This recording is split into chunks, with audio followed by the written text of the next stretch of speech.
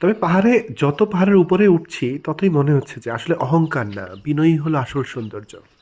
বিনয়ের উপরে আসলে কিছু নাই। আর পাহাড়ের যে নীরবতা, এইটা মানুষকে শিখায় যে না বলেও যে কত কথা বলে দেয়া যায়।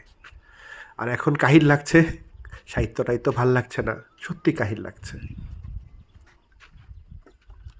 অলরেডি আধা ঘন্টার উপরে হাঁটা শেষ। ওই যে দেখেন, দেখতে পাচ্ছেন ওই যে ওইটাতে উঠতে হবে।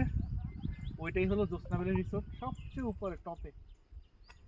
সো এখন আর কোনোভাবেই ওঠার শক্তি পেতেছি না।